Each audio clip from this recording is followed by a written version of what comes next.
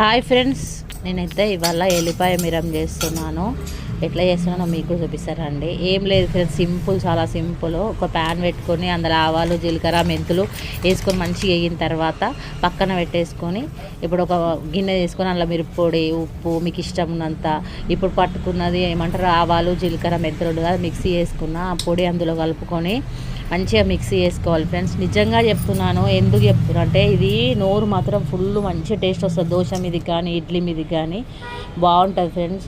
ఎప్పుడైతే ఎల్లిపాయలు మిక్సీ చేసి పెట్టుకున్నాను, నేను మాత్రం పొట్టు తీయలేదు. కొంతమంది పొట్టు తీసుకుంటారు, అది వాళ్ళ ఇష్టం. నాకైతే పొట్టు తీయకుండానైతేనే బాగుంటుందని ఇప్పుడు ఇంకో ప్యాన్ పెట్టుకొని అందులో నూనె వేసుకొని, నూనె కంటే ఆవాలు, జీలకర్ర, కల్యమాకు, అల్లం వెల్లుల్లిపాయ పేస్ట్ వేసుకున్న ఫ్రెండ్స్. నిజంగా చెప్తున్నాను, అంటే ఈ కల్యమాకు ఇట్లా మనం తిన్నామనుకో, నిజంగా చెప్తున్నా మనకు జుట్టు మాత్రం మంచిగా వెగుతుంది, ఊడిపోదు ఫ్రెండ్స్. నిజంగా ఎందుకు అంటే నేను ట్రై చేసినాను కాబట్టి నేను చెప్తున్నాను. కొంచెం పసుపు వేసుకోవాలి. పసుపు వేసుకున్న తర్వాత కొంచెం ఇంగువ ఫ్రెండ్స్. ఇంగువ అంటే నాకు ఎందుకో వేసుకోవాలని ఇష్టము.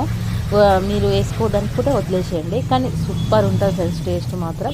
ఇప్పుడు మనం కలుపుకున్న మిరపొడి ఉంది కదా, అందులో ఈ పోపు వేసుకోవాలి ఫ్రెండ్స్. నిజంగా దోశకు కానీ ఇడ్లీకి కానీ బాలంత మనుషులకు అంటారు కదా, ఇది పెడితే వేడివేడి అన్నంలో ఒక ముద్ద పెడితే పాలు మంచిగా పడతాయి అంటారు. నిజంగా సూపర్ ఉంటుంది ఫ్రెండ్స్. ఓకేనా, మీరు కూడా ట్రై చేయండి. Okay, bye.